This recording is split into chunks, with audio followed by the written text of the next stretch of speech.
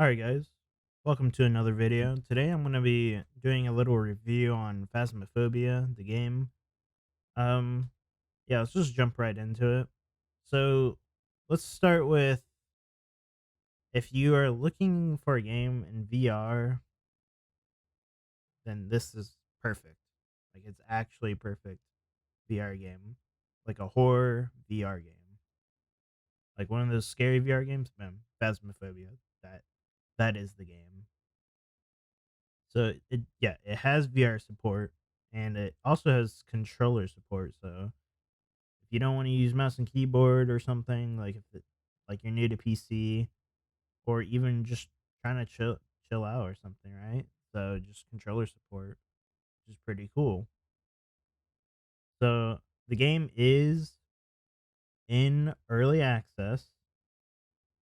So decide on what you want to do with that. I mean, it's not necessarily a bad thing, but just probably be aware that the game won't come out of early access probably for a very long time. Because I know the team behind the game is not very large. I might have heard something about it. Might be like one or two people, like just working on the game. So, which is actually crazy, depending on on how good the game is. Like for like a few amount of people, that's really good. Which I'll explain that. So, but the game has good reviews. I think on Steam it's overwhelmingly positive, so that's really good for a game that's like $15. Pretty fucking good. So if you don't want to take my word for it, then you can take a few thousand people's reviews that are saying the game's pretty good. So yeah. Now let's say you jumped into the game, you just bought it, right? The game's introduction. There's not really an introduction to the game, if I remember. I think you kind of just load in and then you just start playing the game. Like you just start doing the regular old missions and scenarios. So, but that doesn't necessarily mean it's has like a bad tutorial. There's not like the tutorial in the game is kind of the trailer. So you'll get the game. So when you pick your first like mission and location, you'll be in a trailer, and that's like the whole main part of the game is that trailer. And so in the trailer, there's tools in the trailer for you to use, like the what is it called? The fucking there's sanities. There's a sanity meter for each player. The game is multiplayer, so sanity meter for each guy in the game.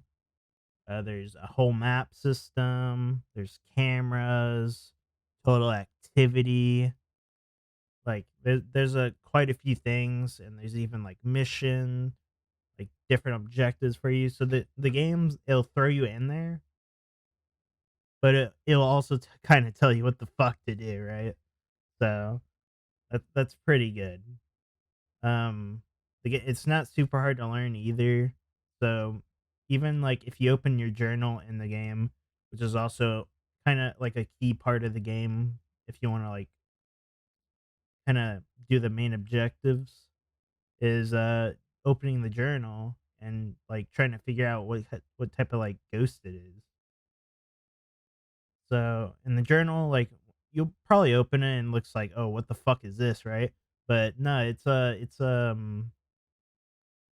you'll learn it pretty fast. It's not that bad, like hell. And yeah, I would say there's also a good variety of fucking equipment in the game. So there's a lot of things in the game that you can use for your advantage. Um, like there's I don't fucking know. There's a lot, so I can pull a list up. Let me do that. Okay, so this is what you start off with right here. So when you you'll first load in the game, you won't have any money, and this is basically what the game's gonna give you. You'll get the ghostwriting book. EMF reader, UV flashlight, a regular flashlight, a video camera, photo camera, and a dots projector. That's kind of a lot. And this is what it just gives you for free, like just to like do some basic missions and objectives. Now, if we scroll down, this is all the stuff you can buy. So, yeah, what's down here? This is what I was talking about in the trailer or the van, the different things that help you. And this is all other stuff. But here's okay, so this is actually all the oh, this is a little nice list. So this even comes tells you the prices of each item, but this is all what you can use in like a single mission. It's actually really cool because each item has their own little quirk to it. Like it, they all do pretty much different things. So I thought this was pretty cool. So yeah. Okay, so the game has really good like it just has a good gameplay element to it with like little different things. So um it has like a whole bunch of different like scenarios and anomalies that can happen.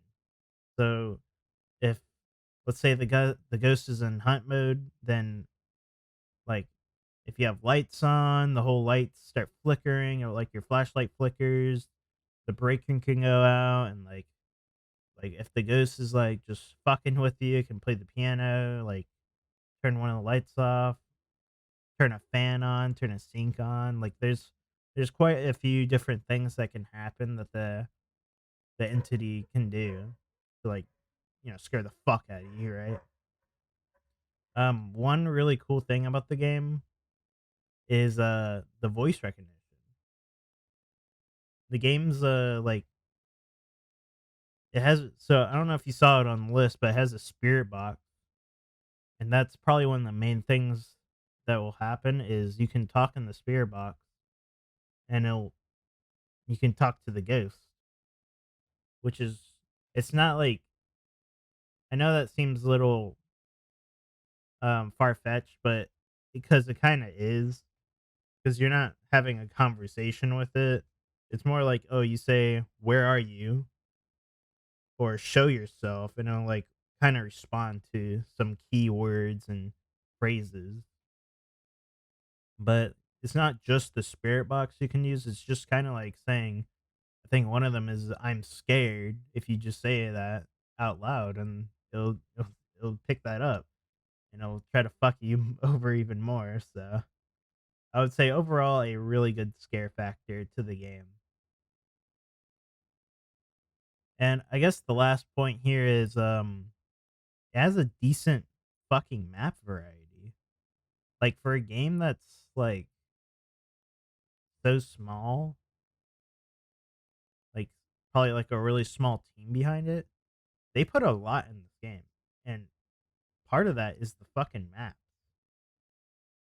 So there's the the only like kind of bad thing about these maps is half of them are like kind of the same-ish. Like they're not reskins, but they're pretty similar. They're like just regular houses, which isn't bad because that it probably sets like a realistic tone, like you're going in someone's house, right?